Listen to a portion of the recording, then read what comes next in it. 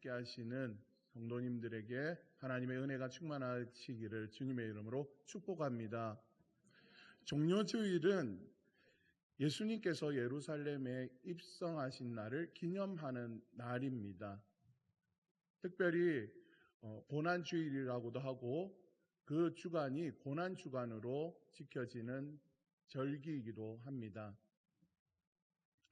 오늘 본문에서의 말씀에서도 나오지만 예수님께서 어린 나귀를 타시고 예루살렘 성에 입성하실 때 수많은 백성들이 종려나무 가지를 꺾어 가지고 나와 흔들면서 왕의 입성을 환호하였습니다. 백성들은 예수님께서 그들을 구원해 줄 메시아, 왕으로 보았기 때문입니다. 예수님께서는 우리 죄를 속량해 주시려고 예루살렘 성으로 입성하신 분입니다. 단순히 세상의 권력과 또 인기를 얻기 위한 왕이 아니라, 통치자가 아니라 백성들의 죄를 속량해 주기 위해 자신의 생명을 십자가에서 다 내어주시려고 입성하신 날입니다. 오늘 본문의 말씀을 통해서 우리는 이런 왕을 보기를 원합니다. 말씀으로 통치하시는 왕, 말씀을 이루시는 왕, 겸손의 왕입니다. 본문의 내용은 여러분들이 너무 잘 아는 내용입니다. 많이 들었던 설교이기도 합니다. 설교에서 항상 포커스가 나귀에게 맞춰져 있을 때가 많습니다. 그러나 오늘은 나귀에게 포커스를 맞추지 않고 말씀과 예수님이라는 포커스로 설교를 해보려고 합니다. 첫 번째는 말씀으로 통치하시는 왕입니다. 예수님께서 벳박에 이르렀을 때 두 제자를 보내시면서 이렇게 말씀하십니다. 2절의 말씀이 있습니다. 너희는 맞은편 마을로 가라. 그리하면 곧 매인 나귀와 나귀 새끼가 함께 있는 것을 보리니 풀어 내게로 끌고 오라. 만일 누가 무슨 말을 하거든 주가 쓰시겠다 하라. 그러하면 즉시 보내리라 하시니. 오늘 예수님께서 예루살렘 성을 입성하신 가운데 제자들에게 나귀와 나귀 새끼를 풀어서 끌고 오라고 말씀하십니다. 상식적으로 생각해 보았을 때에 이 말씀은 왠지 고개를 갸우뚱하게 하는 말씀입니다. 돈을 주고 빌려오라는 것도 아니고 사오라는 것도 아니고 가서 보고 끌고 오라고요? 여러분, 나귀와 나귀 새끼는 누군가의 소유물입니다. 그리고 작은 것이 아니라 집의 재산을 말할 정도로 큰 소유입니다. 그런데 그거를 그냥 가지고 오라고요. 그리고 예수님께서는 또 이런 말씀을 하죠. 혹시 누가 묻거든 주가 쓰시겠다 하라 하는 것이죠. 오늘 이 예수님의 말씀처럼 두 제자는 나귀와 나귀 새끼를 데리고 옵니다. 그리고 그 주인이 왜 끌고 가는지에 대해서 물었을 때 주가 쓰시겠다라고 하니 아무 말 없이 보내줍니다. 여러분, 하나님의 통치 어떻게 이루어지는 것일까요?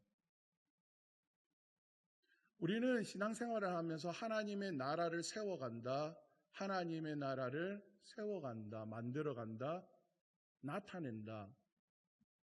다양한 표현을 쓰기도 합니다.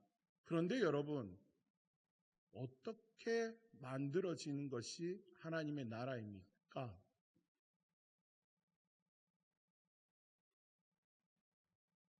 영어에 보면은 캐슬이라는 단어와 킹덤이라는 단어가 있습니다.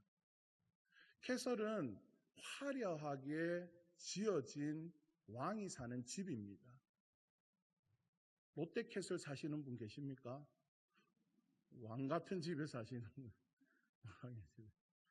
예, 화려하죠. 아파트 이름에다가 캐슬 갖다 붙이면은 비싼 집이구나 그런 생각이 들 정도죠. 킹덤이라는 단어가 있습니다. 하나님의 나라를 표현할 때 일반 사람들은 캐슬을 생각합니다. 눈에 보이고 화려하고 웅장하고 뚫을 수 없을 것만 같은 철옹성과 같은 성. 그런데요, 하나님의 나라는 그러한 성의 의미가 아닙니다. 킹덤, 말씀이 이루어지는 나라입니다. 다시 말씀드려 보겠습니다. 가정에서 부모가 자식에게 말을 합니다.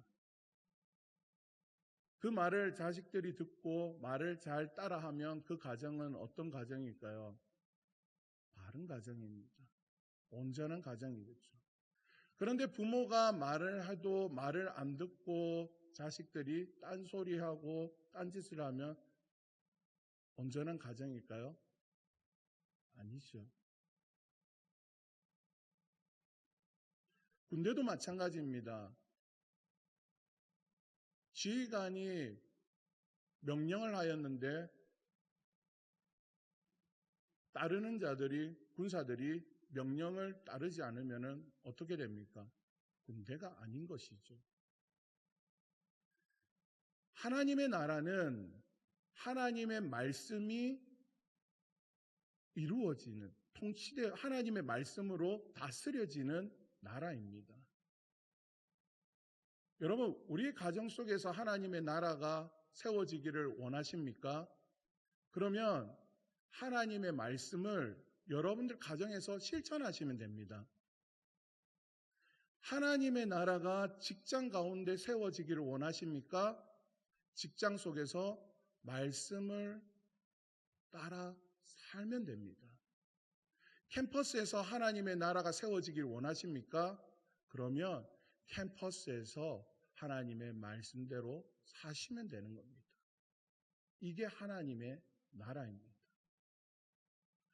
오늘 예수님께서 예루살렘 성에 입성하시기 위해 두 제자에게 명령한 이 명령, 왠지 조금 어이가 없는 명령이긴 한데 이미 예수님께서는 당신을 주라고 표현을 하시면서 모든 세상을 말씀으로 다스리시는 주체임을 우리에게 일러주고 있는 것이죠. 그리고 그것을 확신하고 믿고 순종하는 자에게 그대로 이루어지는 것을 오늘 이야기를 통해서 우리에게 보여주는 것입니다. 말씀으로 통치하시는 왕, 바로 그분이 정녀주일 예루살렘 성으로 입성하시는 예수님이신 줄로 믿습니다. 두 번째는 말씀을 이루시는 왕입니다. 예수님의 생애에서 가장 두드러지게 나타나는 모습은 구약의 말씀들을 성취하신 것이죠. 약속을 이루으신 것입니다. 구약은 오실 메시아에 관한 책입니다. 신약은 오신 메시아에 관한 책이죠. 그래서 구약에서 예언되어진 모든 말씀들을 예수님께서 이루시는 것은 너무나도 당연한 것입니다. 플로이드 해밀턴이라는 학자는 기독교 신앙의 기초라는 책에서 구약 성서 안에는 예수님의 성취에 대한 예언이 332개가 있다고 말하였습니다. 또 페인이라는 학자는 성경 예언의 백과사전이라는 책을 통해서 예수님에 대한 191개의 예언 성취에 대해서 글을 써 놓았습니다. 세 개의 예를 한번 좀 들어보도록 하겠습니다. 예수님께서 베들레헴에서 나신다는 예언이 있습니다. 미가서 5장 2절인데요. 베들레헴 에브라다야 너는 유다 족속 중에 작을지라도 이스라엘을 다스릴 자가 내게로 나올 것이라. 그의 근본은 상고의 태초에니라. 이 말씀이 신약성경 마태복음 2장 1절에서 이루어집니다. 헤롯 왕 때에 예수께서 유대 베들레헴에서 나심에 동방으로부터 박사들이 예루살렘에 이르러 말하되, 그리고 임마누엘이라는 이름을 갖게 되신 것 또한 예언과 성취가 분명히 기록되어 있습니다. 구약 성경 이사야서 7장 14절에 기록된 말씀입니다. 그러므로 주께서 친히 징조로 너희에게 주실 것이라. 보라, 처녀가 잉태하여 아들을 낳을 것이요 그 이름을 임마누엘이라 하리라. 이 말씀이 마태복음 1장 23절에서 성취되고 있습니다. 보라, 처녀가 잉태하여 아들을 낳을 것이요 그 이름은 임마누엘이라 하리라 하셨으니 이를 번역한즉 하나님이 우리와 함께 계시다 함이라. 아멘. 마지막 예로 십자가에서 숨을 거두시기 전 가상칠언의 말씀 또한 구약에서 예언되어진 말씀이 성취된 것입니다. 시편 22편 1절의 말씀입니다. 내 하나님이여, 내 하나님이여, 어찌 나를 버리셨나이까. 이 말씀은 신약성경 마태복음 27장 46절에서 성취가 됩니다. 제9시쯤 예수께서 크게 소리질러 가라사대 엘리 엘리 라마 사박다니 하시니 이는 곧 나의 하나님 어찌하여 나를 버리셨나이까 라는 것이죠. 메시아에 관한 예언들이 예수님을 통하여서 성취된 것입니다. 무슨 말입니까? 곧 예수님께서 메시아다라는 것을 반증하고 있는 것이죠. 또한 이 메시아는 구원자입니다. 그렇다면 예수님은 우리의 구원자가 되신다라는 것을 잘 증명해 주고 있습니다. 그래서 오늘 본문에 나오는 예수님께서 어린 나귀를 타셨다라는 이 내용은 단순히 나귀를 타시면서 권력을 상징하는 왕이 아니라 겸손한 왕이라는 이런 해석보다도 구약의 스가랴서 9장 9절의 말씀을 이루시기 위한 모습이었다라는 것을 우리는 볼 수 있어야 합니다. 스가랴서 9장 9절의 말씀을 제가 읽어드리겠습니다. 보라, 내 왕이 내게 임하시나니 그는 공의로우시며 구원을 베푸시며 겸손하여 나귀를 타시니 나귀의 작은 것 곧 나귀 새끼니라. 아멘. 예수님은 말씀을 이루시는 왕이십니다. 그가 하신 말씀은 이루어지지 않는 것이 없습니다. 신실하신 분이시죠. 그래서 믿는 자들은 이 말씀을 따라 믿을 때에 흔들리지가 않습니다. 왜냐하면 주님께서 그 말씀을 반드시 이루어 주시기 때문이죠. 그래서 성도들은 하나님의 말씀을 따라 살아야 합니다. 말씀을 먹어야 합니다. 말씀을 따라서 행동해야 하는 것입니다. 이것이 예수님을 닮아가는 삶입니다. 마지막으로 겸손의 왕에 대한 말씀입니다. 왕은 겸손해야 합니다. 겸손은 낮아짐입니다. 예수님께서 어린 나귀를 타신 것이 단순한 겸손 때문이 아닙니다. 예수님의 겸손은 오히려 이것보다도 하늘 영광 버리시고 죄인들 가운데로 이 땅 가운데 오신 것입니다. 빌립보서 2장 6절에서 7절의 말씀이 있습니다. 그는 근본 하나님의 본체이시나 하나님과 동등됨을 취할 것으로 여기지 아니하시고 오히려 자기를 비워 종의 형체를 가지사 사람들과 같이 되셨고 사람의 모양으로 나타나사 자기를 낮추시고 죽기까지 복종하셨으니 곧 십자가에 죽으심이라.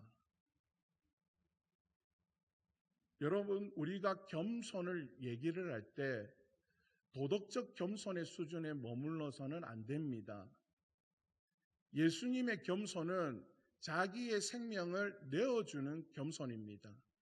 곧 가로 열고 희생 가로 닫고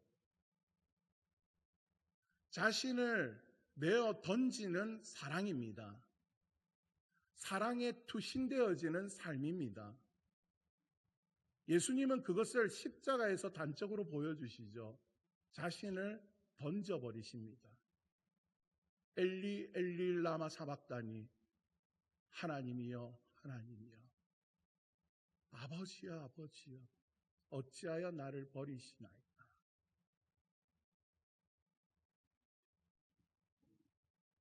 여러분, 이번 한 주간이 고난 주간입니다.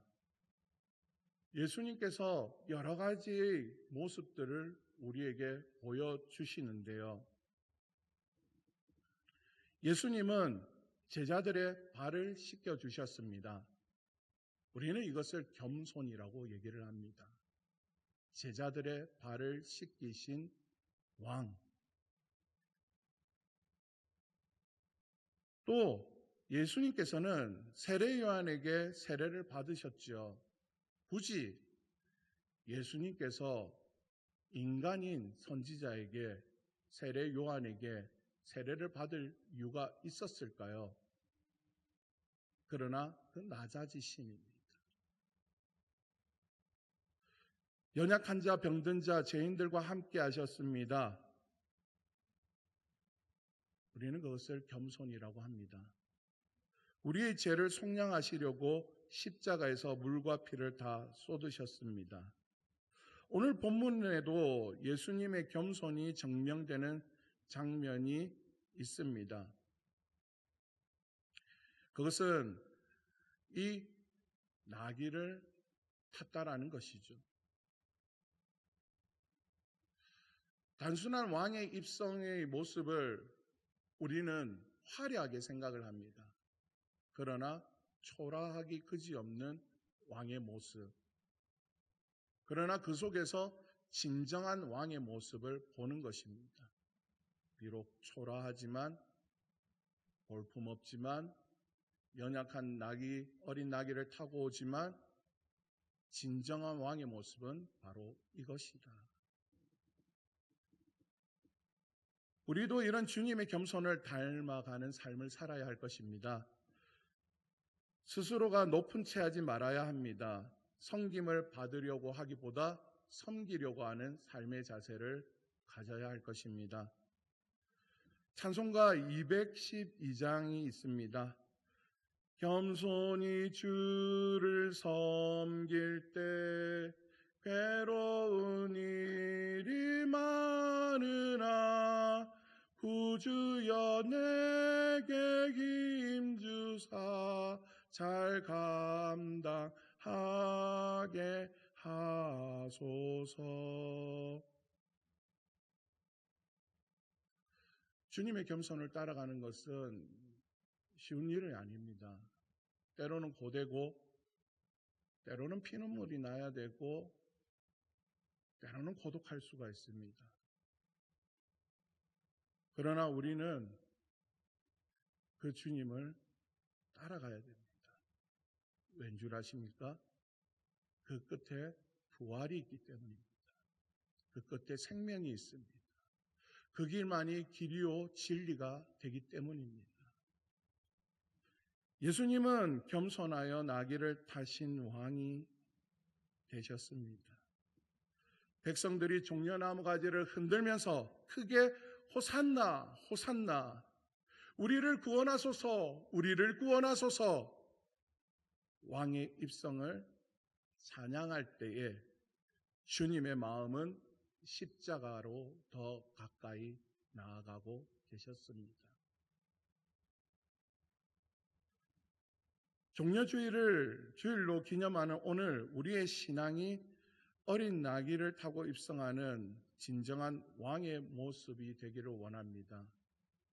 말씀으로 통치되어지는 나의 삶, 말씀을 따라 살아가는 나의 삶, 예수님의 겸손을 닮아가는 나의 삶, 우리 동방교회 지체들의 삶이 되시기를 주님의 이름으로 축복합니다.